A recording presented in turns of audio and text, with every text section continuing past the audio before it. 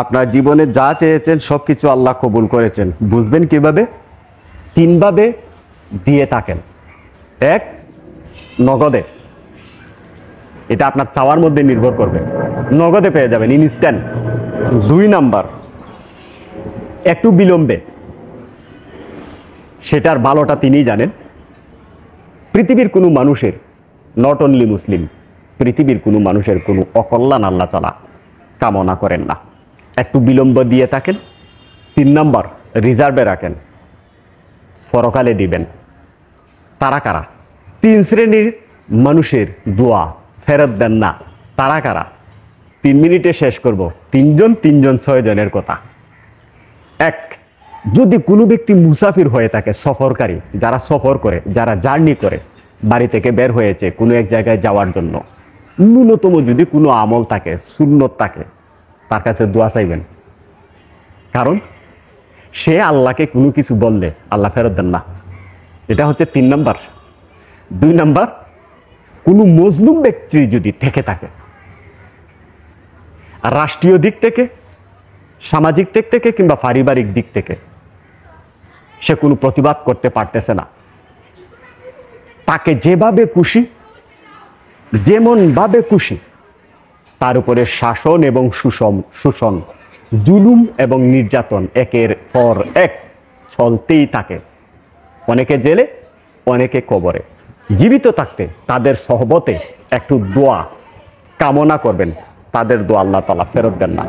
1 number হচ্ছে পিতামাতা যদি জীবিত থাকেন, খালি কবিরাজের কাছে যায়, ডাক্তারের কাছে যায়, অসুস্থ হইলে হুজুরের কাছে যায়, কাবা শরীফ আর মদিনা শরীফের ইমামের কাছে গিয়েও কুছ নেই ফায়দা হুগি। মায়ের কাছে যান। আকাশের দিকে এইভাবে তাকাইতে দেরি, দোয়া কবুল হইতে দেরি না। আপনি তো পাগল মানুষ। আপনি দরবেশের কাছে যান, ফকিরের কাছে যান, পীরের কাছে যান, উসিলা তালাশ করে। উসিলা, আল্লাহ তাআলা বলছে আমার নামের উসিলা আমাকে ডাকো, উসিলা তালাশ করে। আল্লাহ তাআলা এত দুর্বল যে মাধ্যম দিয়ে তারপরে আল্লাহর কাছে যাইতে হবে। আল্লাহ তাআলা যেই জায়গায় ডিগলার দিয়েছেন যে নবীর উসিলায় আমার কাছে চাও, মায়ের উসিলায় আমার কাছে চাও, আমার নামের উসিলায় আমার কাছে চাও, ওই সমস্ত উসিলা যেটা তিনি বলেছেন, যেটা তিনি শিখিয়েছেন। পিতামাতা যদি জীবিত থেকে থাকে, আপনার জীবনে কি দরকার? আপনি অসুস্থ, সুস্থতা দরকার, মায়ের কাছে যান। আপনি অভাবগ্রস্ত, স্বাবলম্বী হতে চান, মায়ের কাছে যান। আপনি ঋণগ্রস্ত, ঋণ থেকে মুক্তি চান, আপনি মায়ের কাছে যান। তারপরে আল্লাহর কাছে যান, মা আমার জন্য দোয়া করো। মায়ের কাছে এমনভাবে বলবেন, মা যেন আপনার কথাটাকে হৃদয় থেকে, হার্ট থেকে যেন উপলব্ধি করে, তিনি যেন ক্রন্দনরত অবস্থায় নামাজে গিয়ে, সেজদায় গিয়ে আপনার কল্যাণ কামনা করে, হে আল্লাহ, আমার সন্তানের জন্য আমার হার্ট থেকে আপনার কাছে সাহায্য ভিক্ষা চাইছি।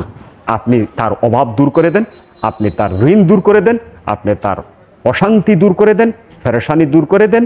আল্লাহ, আপনি তাকে সুস্থতা দান করেন। এবার আসি আগের পার্টে। যদি আপনার কাছে হালাল রিজিক থাকে, 2 ভাবে আপনি চাইবেন। এক, সালাতের মাধ্যমে, আর একটা হচ্ছে 3 জন ব্যক্তির মাধ্যমে। 1 নাম্বার পিতামাতা, 2 নাম্বার মজলুম ব্যক্তি, 3 নাম্বার সফরকারী। আপনার প্রত্যেকটা চাওয়া আল্লাহ তাআলা পূর্ণ করবেন। আমার সকল ফলোয়ার ভাই এবং বোনদের কল্যাণ কামনা করছি। যারা বদনজরে আক্রান্ত, তুমি তাদেরকে সাহায্য করো। যারা অভাবগ্রস্ত, তুমি তাদেরকে অভাব দূর করে দাও। যারা ঋণগ্রস্ত, তুমি তাদেরকে ঋণ দূর করে দাও। আমাকে যারা ভালোবাসে, আমি পৃথিবীর সর্বশ্রেষ্ঠ পাপী।